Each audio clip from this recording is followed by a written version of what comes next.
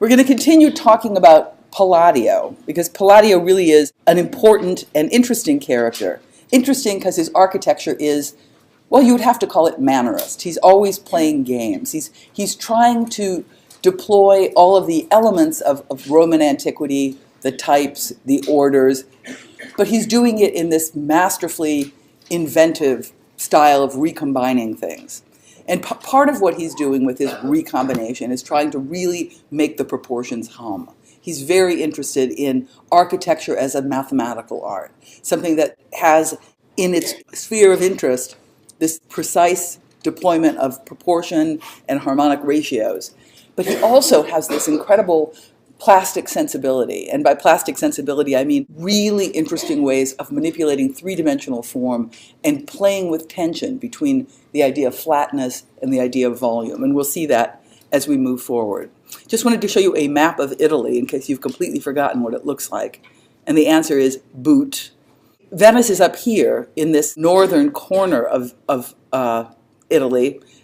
And the yellow circle loosely represents an area called Veneto, which is the terra firma, the solid ground surrounding Venice. And Venice, of course, is this little mush pile over here floating on artificial ground and surrounded by water. And as a point of reference, these are the other cities that we've been looking at briefly. Of particular interest is the city of Vicenza on the terra firma. This is the hometown of Palladio. And so as the hometown of Palladio, it has a good collection of Palladio buildings. And we will look at some of these buildings in Vicenza a bit later on in the class. I just want to remind you of some of the things we said last time, particularly pertaining to the idea of this diagram that Rudolf Wittgauer gives us. Does anybody want to tell me what this diagram is all about? Okay, yes? Tartan grid, right. And plaid is fine, but because this comes from Wittgauer and he lived in England, he uses the word tartan grid. Very British, you know, although he was a German. This is a pattern not made up of even cells, all of which have the same dimensions, but there is a built-in variability here, and that variability begins to allow Palladio to build in the idea of a proportional system. It's not a modular system that keeps spinning itself out, same, but it is a proportional system that has to do with all this difference, and he has a method of recombining it in interesting and different ways. Does anybody remember the words we used to describe Little Bay? And how does Palladio use the little bays to help him shape his spaces? Danielle? Okay, ancillary spaces is okay. The word that I used specifically was interstitial space. And interstitial simply means the space in between. And in many ways, you could think of the interstitial space here kind of like a pochette. And pochette is the thickness of the wall that can be carved. And here it's a kind of thickness of a wall between major spaces that can either be carved to create an extra spatial feature to a room, like here in the Villa Malcontenta, or it can be used as a service space. This notion of served and service spaces is a really useful concept to carry with you even into the design studio.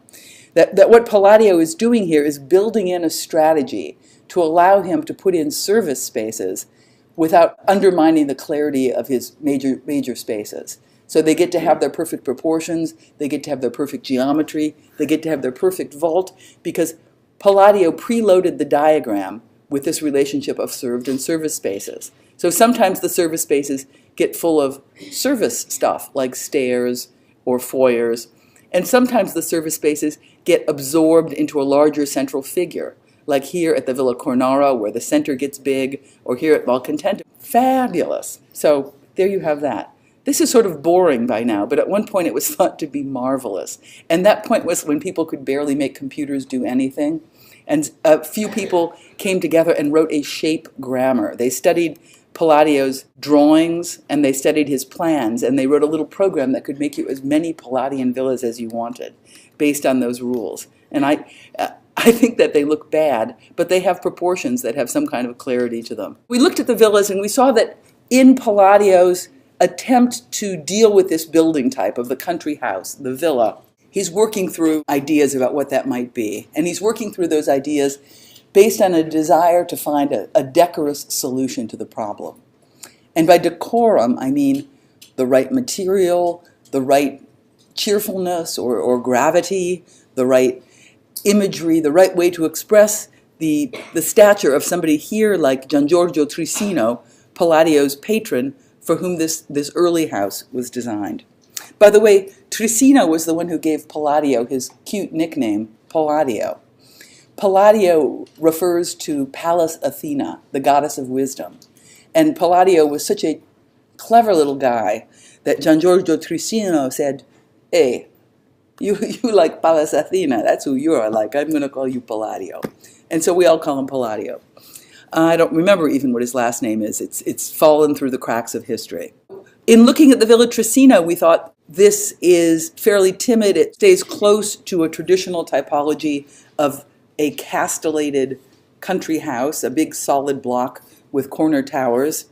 And we looked at a slightly later house, the Villa Godi in Lonedo, and saw that he's still dealing with this typology of tower, but the tower now becomes embraced within the overall geometry of the house. But still, in terms of a characteristic expression, Palladio is struggling with it. And eventually, he comes up with what we know as his major strategy, and that is the idea of taking this pagan religious form, the temple, and somehow fusing it or superimposing it on the blocky, rustic farmhouse. This is probably the most spectacular example of Palladio's, well, one of the most spectacular examples of Palladio using this strategy to begin to organize a large country house. And this country house is for Daniele Barbaro, who wrote his own Vitruvius, and this is what it looks like, with temple in the middle and these wings of farm buildings on either side. Full of this great painting by the painter Veronese, very important, and we saw a number of other things. We paused a bit longer to look at two of the villas because they are sort of ones that exemplify his ambitions. One is the Villa Rotonda, really just about 3 kilometers out of the center of Vicenza, but far enough away to be called country house. It's a little bit different than many of the other villas that we looked at, insofar as it's not really a working farm. The Villa Barbaro is a working farm, so it has its wings spreading out. The Villa Amo is a working farm, so it has all of its service wings spreading out. Villa Rotonda is really just a country retreat, suburban house, you might say, rather than a real rural working farm. And because of that, it can attain a condition of ideality not available to the other ones. It really has nothing to do but be fabulous. And so since that's its task, it can assume this ideal geometry of square and circle and cross in a way that really exemplifies many of the ambitions of Renaissance architects to deal with these perfect forms. And this is just a site plan to show you how it's situated on its site. And I think this is really useful because you see it's on the high ground here. And so in this direction, it commands these long views. This is that little sunken road that approaches it from the front. And also from this direction, if we look at it this way, it's also on the high ground. So fabulous. A thing we noticed when we looked at the Villa Rotonda, not Rotunda, but Rotunda, is there's a funny attitude or revealing attitude about how the portico, this classical feature, this pagan temple front, gets stuck on the farmhouse. And it is an ambiguous strategy, and it involves this piece of the wall that seems to come from the interior and come out, so that you understand the temple not simply as an ideal piece clipped on as a perfect thing, but somehow negotiating between these two different conditions. Fabulous. Here you can see, I think, the topography pretty well about how this thing sits on its hill and really becomes this focus for the landscape at a great distance. Palladio here is interested in the planarity of the portico, and he's emphasizing that by using an ionic order. And he's using it in a straightforward way where the ionic order, with its curling volutes, emphasizes the plane. Plane, plane, plane. As it moves around the corner, it doesn't inflect in a different direction because it wants to establish plane as the dominant feature. Proportion, proportion. We also looked at the Villa Malcontenta, which has a different site than any of the other Palladian villas, and that is because it's on a canal. It's on the Brenta Canal, one of these canals that extends all the way into Venice. And if you ever want to spend a lot of money, you could buy the cruise on the Brenta Canal boat, where they give you lunch and take you to a bunch of villas. I have never done that because I think it's too expensive. Anyhow, here you see the same strategy. We see this condition that the villa sits in between the canal on this side and a garden that extends back on this side. So in terms of the front elevation, if you were to look very quickly at Malcontenta over here and Rotunda over here, you would say, it looks like Palladio has solved this problem of how to decorously deal with the question of the country house. You know, from a certain vantage point, they look very similar. There is this attic story up here, and then there is this major floor with the vaulted rooms down below and a portico. I guess one big difference, well, there are a lot of big differences. One big difference is how you approach the house. In the case of the Villa Rotunda, all four porches have this axial flight of stairs that takes you straight to the center. In the case of the Malcontenta, the stairs slip behind the portico in a different way. And that's one difference. An implication of the way the stairs engage the portico is that the portico hits the side of the building in a different way. This is Malcontenta, where we do have this free portico, and this is Villa Rotunda, where the wall comes dragged behind it. This is the Wittkower diagram showing us how Malcontenta gets its figurality of its central space by embracing Little Bay and absorbing it into this cross-vaulted hall. And these are the different facades as Malcontenta meets the river and the garden. I just want to show you a detail of the material because it's pretty interesting. There is this exaggerated rustication of the material, and it's funny because it's stucco. It's not made of stone or anything like this. Palladio is giving you the image of rustication simply by incising the stucco with these markers. And here we have the fabulousness of the central hall, the cross-vaulted hall. I think Palladio's stuff gets pretty interesting the less ideal the site is. Because I would say Malcontenta is already more interesting than Rotunda, because Rotunda is kind of porch, porch, porch, porch, done. Whereas in the case of Malcontenta, there's this difference. What is it to meet the canal? What is it to meet the garden? What is it to pull the figure of the portico out? What is it to suppress it in flatness? As Palladio begins to build in cities, he has a lot more conditions to negotiate, and he comes up with pretty interesting solutions. This is the Palazzo Chiericati in Vicenza. And it's at the edge of town. It's absolutely at the edge of town if we were to look at our little map. It's kind of a hybrid building. It's half palazzo, half villa. A palazzo is all about edge. A palazzo is all about suppressing its own figurality in the interest of shaping spaces. So certain things that we've come to expect in Palladian villas, like these nice porticos that pop out all over the place, not happening here. However, typologically and actually functionally, he wants something like that. He wants to have a gracious, decorous way to enter the building. He begins to perform a different operation with the facade, and that is he carves. Instead of adding a portico, he subtracts a portico.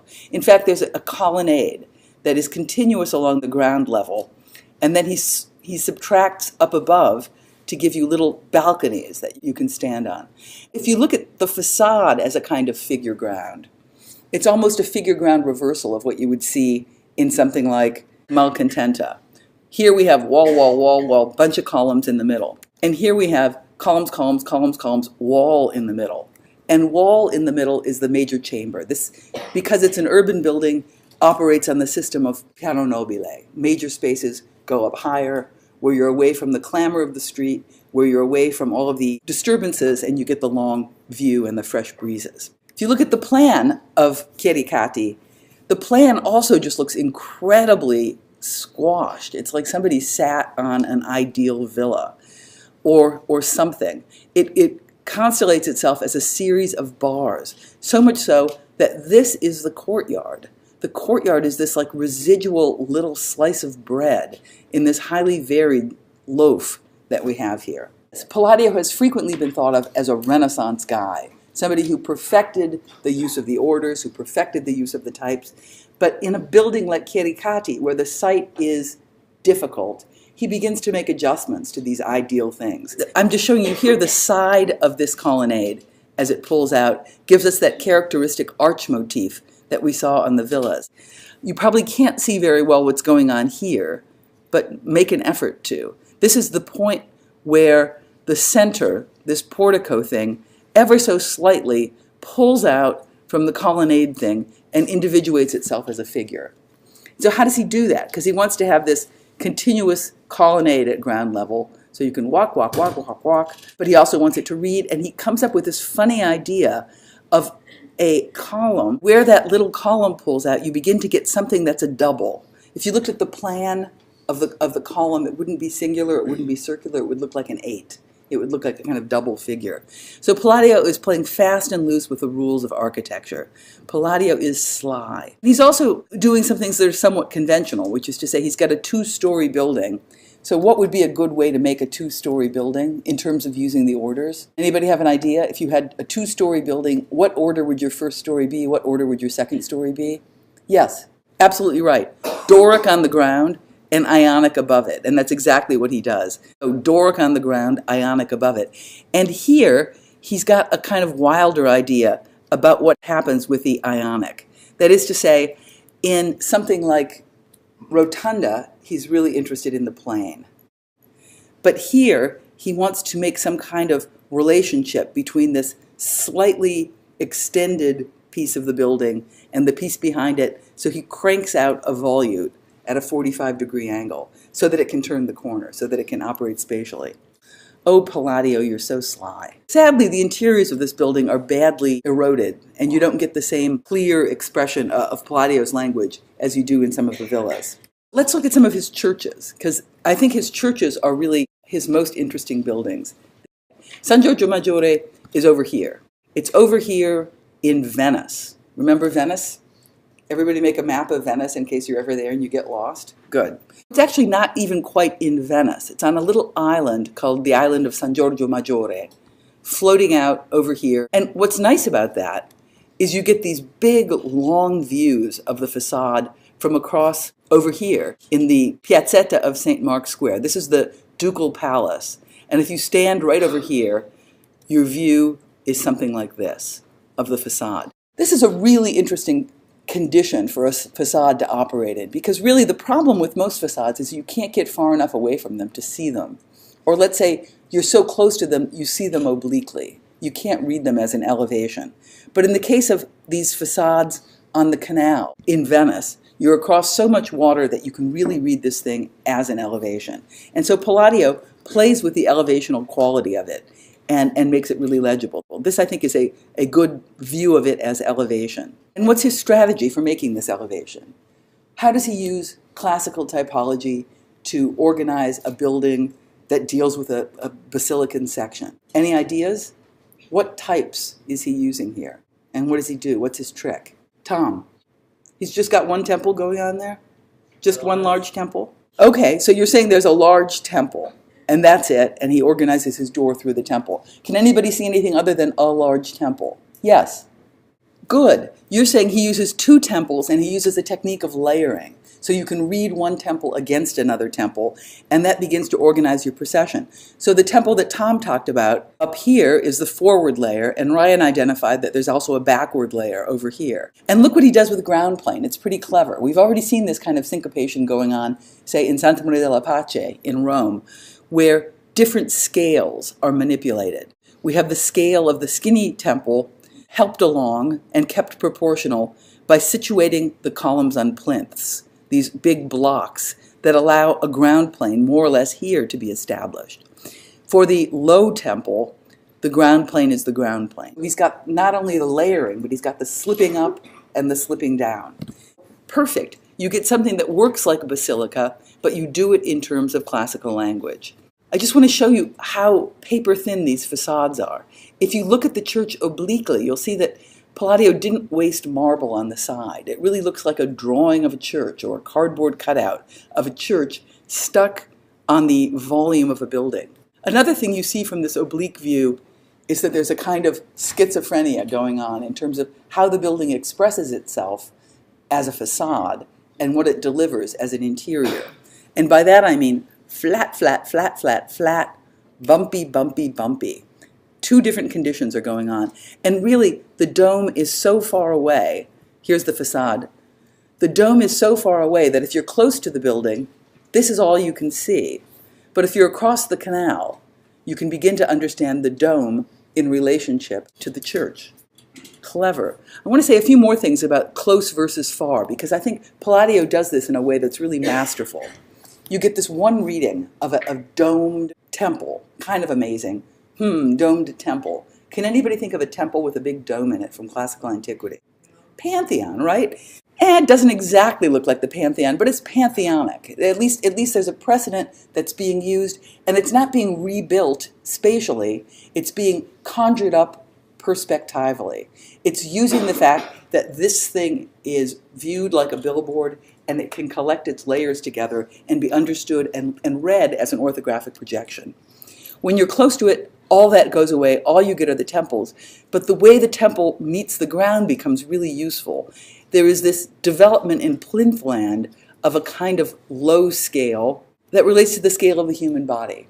The scale of this stuff is so big, it really relates to the viewer across the water. The scale of this stuff is so small that it can be looked at but also used by the viewer. It forms a bench, and you can actually sit on and occupy the church. Fabulous. Palladio loves proportion, and these are some of Cesariano's ideal diagrams, like the radical 2 rectangle. You take a diagonal through a square and you pull it down. 2 by 3 rectangle, 3 by 5 rectangle, square, golden rectangle. And Palladio makes use of all of these kinds of proportions in his church. Beautiful. Here's the plan. We had a hint that something a bit odd was going to happen when we looked at the distant view, and we saw that there is this kind of juxtaposition between the extreme planarity of the facade and the extreme figurality of the building. And I think extreme is the only word to be used for it, because it is a monastic church, and in monastic churches you really have 2 different kinds of users. You have the laity, people who are not part of the monastic order, and you have the monks. And it's important to separate these 2 user groups. So here we have the monks' choir sticking out over here. Here we have the area for the laity to come, and this is the crossing. And this is kind of the apse, but not quite the apse, because there's this constant projection of the space through these screens, beyond these screens. It's really quite amazing. Your sense of what the building is changes when you move to the interior, and you begin to read this thing like a centralized church, with a big crossing and these extensive elements moving in both directions. Look at how Palladio deals with edge, or deals with corner. He really runs with the plasticity. Over here we see a technique that looks familiar, let's say from Brunelleschi, where he has the gray stone and the whitish creamish stucco, but much more plastically developed. And by the time we get to the piers, it's a bundle of pilasters and columns that negotiate the turn fabulously. Palladio did another church in Venice, also spectacular, called Il Redentore. And the Redentore is over here, on an island called the Giudecca. So here's San Giorgio Maggiore, here's the Redentore, and here's all of Venice. This is St. Mark's in through here. By not being in the thick tangle of Venice, Redentore also has the opportunity to be read as pure elevation. And this is what you get when you look at it really from the opposite side. Or actually, I think this is from a boat, one of the vaporettos, these water buses that they have in Venice. It really looks like a drawing, doesn't it? It really looks like a perfect orthographic projection. This is just a funny moment in Venice, where a cruise ship sails down and you see this church of the Redentore at the same scale as the cruise ship, that they're exactly the same size, except one is a major piece of architecture and a large church, and the other is a cruise ship. Comparisons between San Giorgio Maggiore as drawn by Palladio and Redentore as drawn by Palladio. And notice that San Giorgio Maggiore comes first, Redentore comes second. When Palladio draws San Giorgio Maggiore, he doesn't draw the dome. You can see the dome if you're over by the San Marco, but he doesn't draw the dome. But I'm sure he thought, should have drawn the dome. I should have realized that you could see this thing from far away, and that I could actually organize that as part of my elevation idea. When Palladio draws Redentore for his publication, he includes the dome. And this is a pretty interesting facade, you gotta say. In many ways, it's similar to the facade of San Giorgio Maggiore, and similar in that we have here a temple up on a plinth, a temple down on the ground, and here we also have a temple up on a porch or a plinth and a temple down on the ground, but we have a lot more stuff here. We have a lot of stuff. For example, here we have a hip roof slanting backwards. But if you draw a hip roof slanting backwards, what does that look like? Looks just like a pediment, right? And we have this block, and then we have the dome. Lots of stuff to think about. I think this drawing is pretty useful in showing you this strange attitude that Palladio has about all the layers. I think when we were discussing the facade of San Giorgio Maggiore, we noticed that he was dealing with layering to begin to create something that is perceived to be a deeper space than it is, or perceived to be a shallower space than it is, depending on your vantage point. And here, too, the very structure of Redentore has to do with these buttresses that come out really like slices of bread off the loaf of bread. A layer, a layer, a layer, a layer, a layer, and then suddenly, bang, the hybrid condition that we noticed in San Giorgio Maggiore happening again, and this kind of battle between something that wants to organize itself as a centralized church with a big dome and something that wants to be this pulled apart orthographic projection of a series of layers in space. This is what it looks like on the side. Quite fabulous. Volume, volume, volume, flat. And it could be that Palladio was really thinking about this thing as an orthographic projection, because there are vantage points within the church that begin to let the different layers collapse together, based on your cone of vision. And there are also vantage points in viewing this that begin to make it look like other buildings we've seen before, particularly something like this. This is Palladio's sketch and Palladio's drawing of a building we're familiar with. Do you know what that building is? Kevin, what is this building? Yes, of course, it's the Pantheon. And so look what we have in the Pantheon. It's kind of interesting. We have a temple, and we have a dome. And so even this block that seems like a funny thing that's used to negotiate the joining of the temple to the cylinder in the Pantheon is something that gets rebuilt in Redentore. In many ways, Palladio is rebuilding the Pantheon. And think about the problem that the Renaissance had with the centralized church. You love the centralized church, you want to build the centralized church, but you cannot really organize a worship service inside of a centralized church. There's no place for the procession, there's no place for the altar, there's no hierarchy between the clergy and the congregation. But what if you could make it read like a centralized church? What if you could play with drawing conventions like orthographic projection, the flattening of all these layers together on a drawing, and therefore build yourself a virtual pantheon? It sort of seems like that's what Palladio is doing. He's building himself a virtual pantheon. Now, in the case of the Pantheon, all of these different layers are quite close. And look at this. This is that extra triangle that really you don't notice ever when you're dealing with the Pantheon. But Palladio would have crawled around on this thing, sketching it. Palladio would have spent a lot of time not simply having a coffee and reading a newspaper while near the Pantheon, but measuring every stone, looking at every little piece of joinery. And so I think he's using a strategy very akin to pulling apart the space of the Pantheon and then slingshotting it back together again. So much so that in plan, when we get this thing, we're actually beginning to experience the space that's promised us in elevation from the idea of the dome. Palladio wasn't the only guy to deal with this issue. Perhaps you remember Vignola from the gardens that we were talking about last time. Vignola is also a kind of crazily inventive mannerist. And there's a little church by Vignola, San Andrea in Via Flaminia, on the outskirts of Rome. And it looks like Vignola is dealing with the same situation here. It's an ovalized church, and this church has a ovalized drum that extends up. So over here, this is what we see when standing in front of it. We see a square block and a temple, and an incredibly flat representation of the orders as pilasters, not fully spatialized as they would be in a real pantheon. But we have a square block and we have a temple. And perspectively, when you look at this drum and you flatten it out, you're at this kind of close framed-in vantage point. You can't read the ideal proportions, but you read it and it begins to look domey. It begins to look like a little dome. So here is a precedent, really, for rebuilding the Pantheon as orthographic projection, trying to give yourself the image of the Pantheon while still giving yourself a form that allows pieces to be read differently. Kind of clever. Funny looking thing, isn't it? Palladio's solution is much more elegant. It's also possible that Palladio is collapsing even other readings in here. For example, this space is really strange. And what makes it so strange are these thresholds that you come across, where the space is clipped in and you think you have a thing, longitudinal church. Clipped in, you think you have a thing, centralized church. Clipped in and you see beyond that to something that begins to set up the whole argument all over again. And what could Palladio be thinking of? How could somebody who gets credit for being so Renaissance-y do something so crazy? And it could be that he's also thinking about other precedents, like a forum. What if this could be simultaneously church-like and forum-like?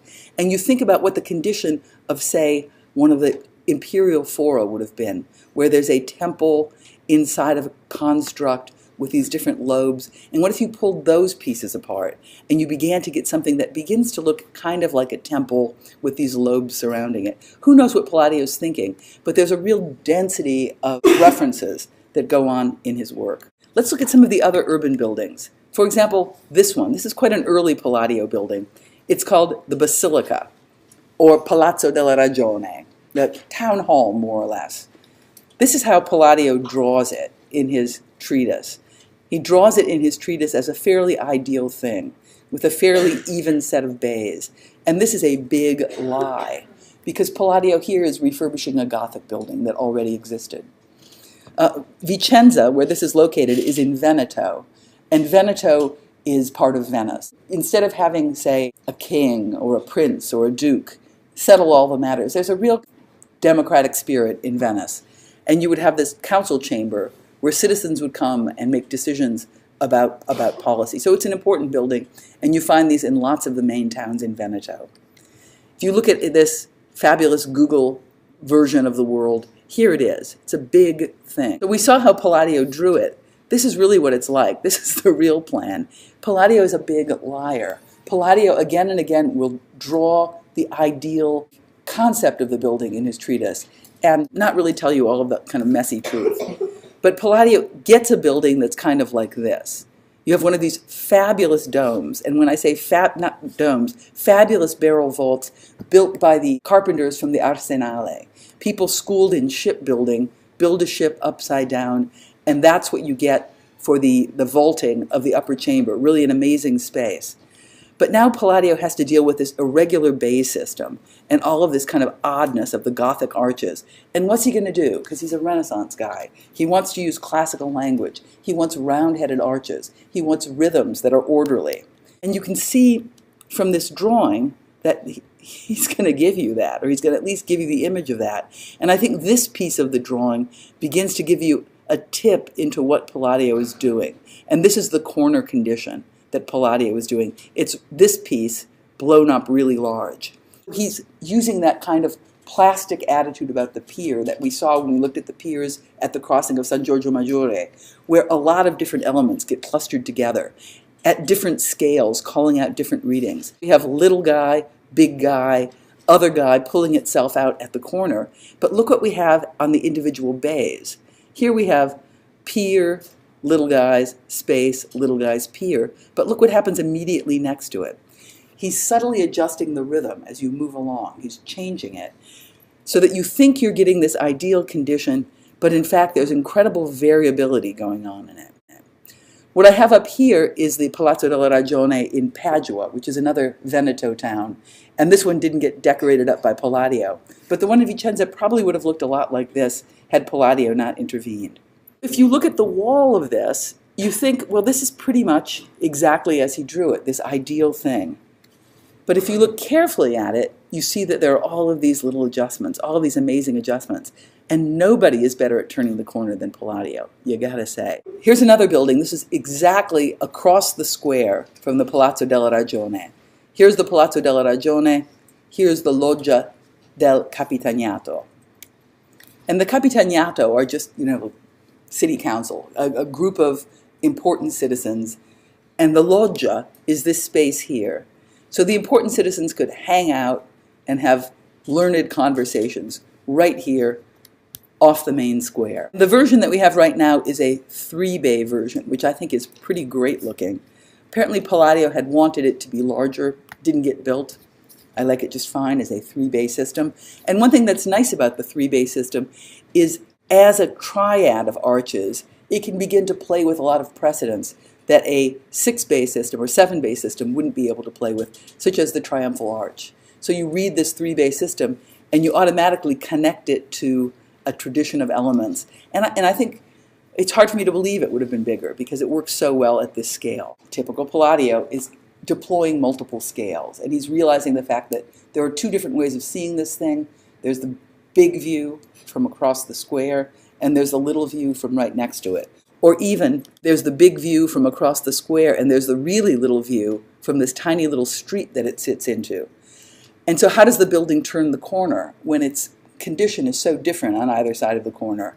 And how does the building deal with these different scales? The piazza side, the side toward the town square, has this colossal order of Corinthian columns. Fabulous.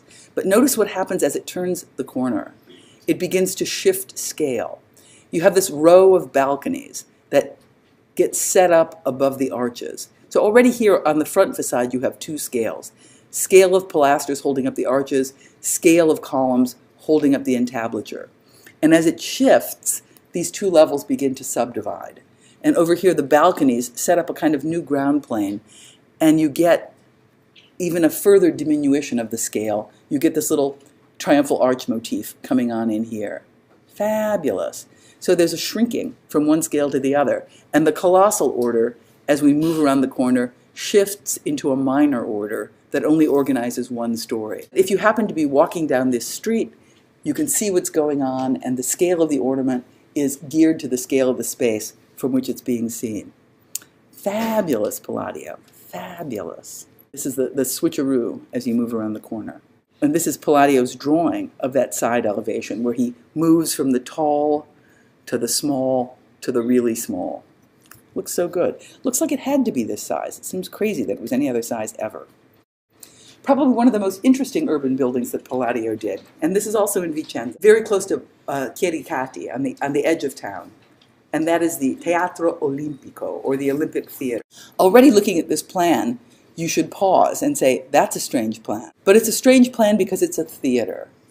And so Palladio is making a building for a theater, and we know the type of theater from classical antiquity, that you have this sort of semicircular seating space, you have a stage, and here you have all these fake perspectives. Fake perspective, so that the actors can walk onto the stage through these different doors, and you get this sense that the space is much deeper than it is. You get an image of what these scenes look like in the stage sets drawn by Serlio in his architectural treatise. This is the Scena Tragica, where we get a fake perspective. And these things actually get built into the space of Palladio's Teatro Olimpico. So I'm just showing you a Roman precedent here. This is the theater in Orange, France. So Palladio is basically giving you what we have in Orange, which is the seating, the circular form, and then the wall, which here in Orange is this kind of large proscenium. But Palladio is actually allowing perspective, allowing vision to further amplify the space through these perspectival tunnels that he cuts into it. This is more or less what we have, and it's a bizarre looking thing, right? We have the space of the seating, we have the space of the stage right over here, and then we have the fake perspective. So you have the space, triangular cones of space, pulling off in either direction. Really great. And Palladio is using things like the triumphal arch motif also to organize this whole big wall that he has. He used to be a tour guide, this old guy, and he was a prisoner of war in World War II, so he was a really old guy, and he didn't speak English, but he was a prisoner of war for such a long period of time, he could do things like say, "How are the Dodgers doing?" And then he would have no idea what you would answer. But whatever his prison captors would tell you, he would repeat. But the one thing he would say as the tour guide who didn't speak much English, when you asked him about the building, he would say, "Too many statues. Too many statues." And in fact, there are a lot of statues. But this is a technique that Palladio uses again and again and again, and that is the pairing between the body and the column. There's a precedent in Greek architecture. There are these things called acroteria, these things on the top of the temples that reach up. And Palladio here terminates the edge or the line of the columns with little statues moving upward. This is just showing you the schizophrenic nature of the space, where there is half a square and part of a circle, let's say, that begin to allow the skewering of these two different spatial experiences to come together. And these are just a few urban buildings by Palladio. This is the Palazzo Valmarana. And he's got the challenge here of how do you meet your neighbor? You know, what is the decorous way to meet your neighbor? Particularly if, like Palladio, you're interested in these big moves. And for Palladio here at the Palazzo Valmarana, the big move is a colossal order that organizes two stories. He's not content to be like the guy next door saying, here's a window, but rather, bang, I'm making this whole thing read at the scale of Roman architecture. It's not domestic architecture, it's Roman. But his strategy for ending the system is really similar to his strategy for turning the corner at the Loggia del Capitaniato. And that is, he takes the pilaster, and he's got this kind of doubling going on here, so that there are smaller things happening in the window surrounds. And then instead of putting another pilaster down here, he shrinks the scale and terminates it with a human figure. By the time he gets to the neighboring building, there is a kind of decorous response in terms of scale and how he meets his neighbor. So fabulous. Vicenza is full of these strange little Palladians. This is one that was meant to be 5 bays, but as a 2-bay system, it's pretty spectacular because it's so muscular in the development of the order and so out of proportion with the delicacy of the geometry of the overall palazzo. And these are just a few more of his urban buildings in Vicenza. Here in the Palazzo Tiene, he's dealing with rustication. And there are spaces in this that really remind you of Palazzo del Te in the hyper-rustication of the orders themselves. I think that is it for Palladio. See you next time. Boring by now, but at one point it was thought to be marvelous. And that point was when people could barely make computers do anything. And a few people came together and wrote a shape grammar. They studied Palladio's drawings and they studied his plans, and they wrote a little program that could make you as many Palladian villas as you wanted based on those rules. And I think that they look bad, but they have proportions that have some kind of clarity to them. We looked at the villas and we saw that in Palladio's attempt to deal with this building type of the country house, the villa, he's working through ideas about what that might be. And he's working through those ideas based on a desire to find a decorous solution to the problem. And by decorum, I mean the right material, the right cheerfulness or gravity, the right imagery, the right way to express the stature of somebody here like Gian Giorgio Trissino, Palladio's patron, for whom this early house was designed. By the way, Trissino was the one who gave Palladio his cute nickname, Palladio. Palladio refers to Pallas Athena, the goddess of wisdom. And Palladio was such a clever little guy that Gian Giorgio Trissino said, hey, you like Pallas Athena, that's who you are like, I'm going to call you Palladio. And so we all call him Palladio. I don't remember.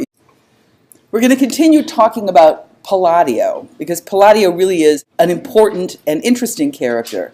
Interesting because his architecture is, well, you would have to call it mannerist. He's always playing games. He's trying to deploy all of the elements of Roman antiquity, the types, the orders, but he's doing it in this masterfully inventive style of recombining things. And part of what he's doing with his recombination is trying to really make the proportions hum. He's very interested in architecture as a mathematical art, something that has in its sphere of interest this precise deployment of proportion and harmonic ratios. But he also has this incredible plastic sensibility. And by plastic sensibility, I mean really interesting ways of manipulating three-dimensional form and playing with tension between the idea of flatness and the idea of volume. And we'll see that as we move forward. Just wanted to show you a map of Italy in case you've completely forgotten what it looks like. And the answer is boot. Venice is up here in this northern corner of Italy, and the yellow circle loosely represents an area called Veneto, which is the terra firma, the solid ground surrounding Venice. And Venice, of course, is this little mush pile over here floating on artificial ground and surrounded by water. And as a point of reference, these are the other cities that we've been looking at briefly. Of particular interest is the city of Vicenza on the terra firma. This is the hometown of Palladio. And so as the hometown of Palladio, it has a good collection of Palladio buildings. And we will look at some of these buildings in Vicenza a bit later on in the class. I just want to remind you of some of the things we said last time, particularly pertaining to the idea of this diagram that Rudolf Wittgauer gives us.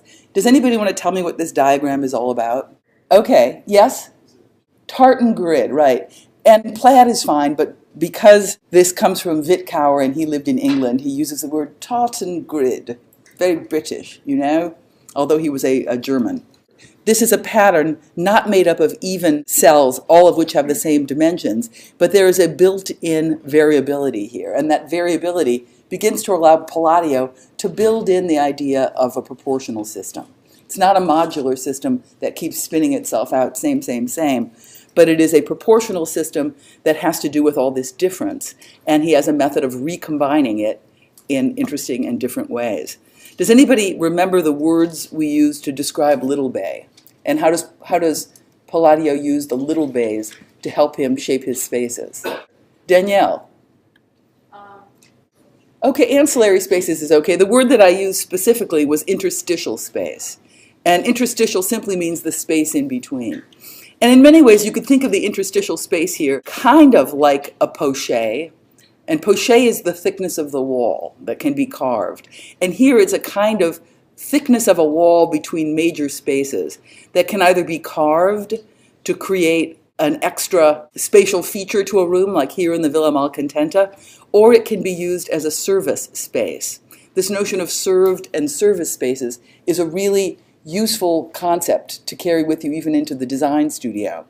That what Palladio is doing here is building in a strategy to allow him to put in service spaces without undermining the clarity of his major spaces. So they get to have their perfect proportions, they get to have their perfect geometry, they get to have their perfect vault, because Palladio preloaded the diagram with this relationship of served and service spaces. So sometimes the service spaces get full of service stuff, like stairs or foyers, and sometimes the service spaces get absorbed into a larger central figure, like here at the Villa Cornaro, where the center gets big, or here at Malcontenta. Fabulous. So there you have that. This is sort of bold, even what his last name is. It's fallen through the cracks of history.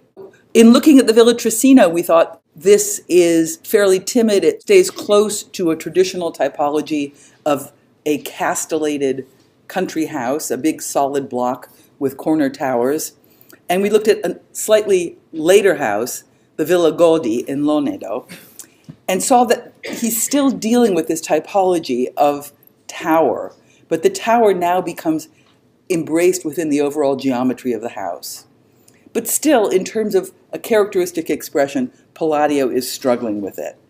And eventually, he comes up with what we know as his major strategy, and that is the idea of taking this pagan religious form, the temple, and somehow fusing it or superimposing it on the blocky, rustic farmhouse. This is probably the most spectacular example of Palladio's, well, one of the most spectacular examples of Palladio using this strategy to begin to organize a large country house. And this country house is for Daniele Barbero, who wrote his own Vitruvius, and this is what it looks like, with temple in the middle and these wings of farm buildings on either side. Full of this great painting by the painter Veronese, very important, and we saw a number of other things. We paused a bit longer to